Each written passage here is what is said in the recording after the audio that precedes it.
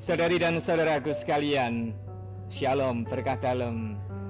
Bergembira bisa berjumpa dengan Anda sekalian pada kesempatan yang indah pekan ini, ketika kita merenungkan bagaimana Tuhan yang begitu memegang nilai-nilai luhurnya, tapi juga sekaligus begitu toleran bahwa rahmat Allah itu bisa bekerja dengan berbagai cara lewat berbagai kalangan manusia.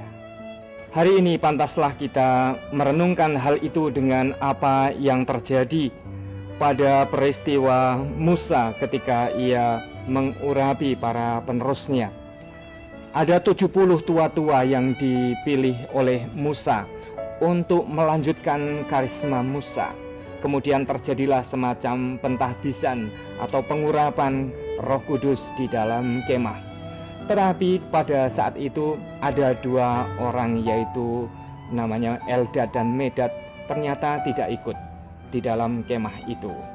Sementara orang di dalam kemah seperti kerasukan, seperti kelimpahan karunia Roh Kudus, ternyata di luar kemah ada dua orang, yaitu Eldad dan Medad, yang sebenarnya tidak termasuk 70 orang yang tercatat, ternyata juga menerima pengurapan atau menerima anugerah yang sama untuk bisa menjadi pewarta kenabian pada saat itu. Orang mulai gelisah.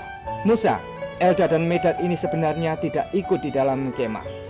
Tetapi Musa berkata kepada orang-orang itu, "Apakah engkau begitu giat mendukung diriku? Kalau seluruh umat Tuhan menjadi nabi, oleh karena Tuhan memberi rohnya hinggap kepada mereka." Suatu ungkapan bahwa kenabian bagi Musa, meskipun diteruskan dengan cara tertentu lewat semacam pentahbisan, tetapi ternyata bisa diungkapkan dengan berbagai cara oleh orang lain yang tidak ada di dalam kemah pentahbisan itu. Peristiwa ini terjadi juga mirip apa yang dialami oleh para murid Yesus. Para murid gelisah karena ada orang-orang yang tiba-tiba berbuat baik dan mengusir setan dalam nama Yesus. Kemudian mereka melaporkan kepada Yesus dengan kata-kata ini, "Guru, kami lihat seorang yang bukan pengikut kita mengusir setan demi namamu. Lalu kami cegah orang itu karena ia bukan pengikut kita." Apa yang dikatakan Yesus? Jangan kamu cegah dia, sebab tidak seorang pun yang telah mengadakan mukjizat demi namaku dapat seketika itu juga mengumpat aku. Barang siapa tidak melawan kita, ia ada di pihak kita. Betapa apa yang dikatakan Yesus ini begitu teduh, begitu toleran, begitu sabar terhadap orang-orang yang memakai kuasanya, tapi juga sekaligus seolah-olah mengambil alih kesempatan para murid yang lain. Apa sebenarnya yang bisa kita pelajari di sini? Ada hal yang mendasar di dalam kehidupan kita, yaitu kalau kita beriman dengan rendah hati, saya yakin akan dengan mudah merasakan bahwa kita bukan satu-satunya pemegang kebenaran. Karena apa? Iman yang sesungguhnya bukan sekedar mempertahankan yang kita temukan, tapi kemauan untuk terus mencari dan mencari.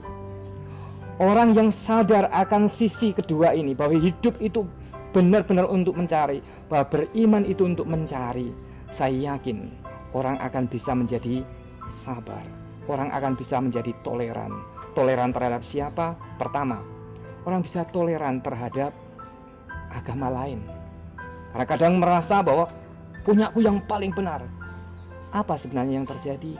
Yang sedang terjadi adalah bertumbuhnya kesombongan, kecongkaan bahwa yang saya pegang hanya inilah yang benar. Inilah yang kadang menggelisahkan kita belakangan ini. Sementara sebenarnya Tuhan bisa bekerja dengan aneka cara lewat orang lain yang juga mencerminkan karya keselamatan Allah.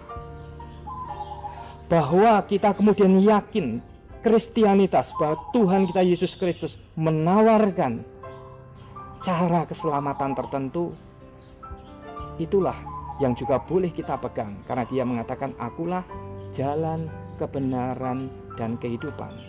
Untuk hal itu kemudian kita begitu tenang, begitu yakin, begitu tidak ragu untuk mengimani Dia. Tetapi saudaraku, kata-kata itu tidak berarti mengeliminir semua orang lain.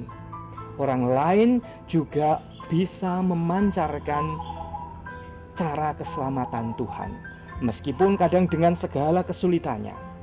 Hal kedua, secara internal kadang di dalam gereja sendiri ada semacam ketegangan, karena ada kelompok-kelompok tertentu, bahkan ada hierarki tertentu yang merasa dialah pemegang kebenarannya. Betul bahwa ada kalangan yang memang harus menjadi penjaga dalam arti ada sesuatu yang sudah ditemukan yang perlu dijaga konsistensinya untuk meyakini Tuhan yang begitu baik. Tetapi kadang itu pun melumpuhkan diri sendiri, membelenggu. Karena apa?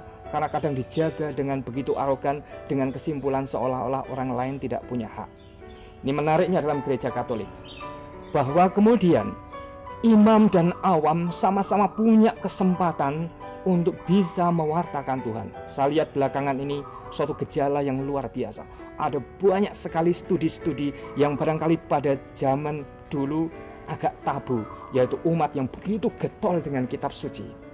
Inilah suatu kebangkitan, inilah suatu kesempatan di mana kita benar-benar bisa menggabungkan antara kekuatan yang formal dengan kekuatan karismatis, di mana masing-masing orang diberi kekuatan itu, dan juga termasuk sebagai sebuah lembaga punya kesempatan di mana kita mengungkapkan kepemimpinan yang formal dan kepemimpinan yang karismatis, atau orang-orang yang dikaruniai karisma tertentu untuk mewartakan Tuhan atau untuk mengatakan karya keselamatan Tuhan. Saudara-saudaraku sekalian yang terkasih, semoga percikan firman hari ini sungguh-sungguh menjadi suatu kesadaran baru di dalam hidup kita, betapa komunitas kita bisa menjadi komunitas yang hidup, di mana semua orang tanpa kecuali dengan perannya masing-masing mengungkapkan karya keselamatan Tuhan. Kalau ini terjadi, betapa indahnya kehadiran murid-murid Tuhan, karena kemudian akan menjadi berkah yang datang kepada siapapun, tapi juga bisa menjadi penerima rahmat yang datang dari siapapun. Tuhan memberkati Anda. Amin.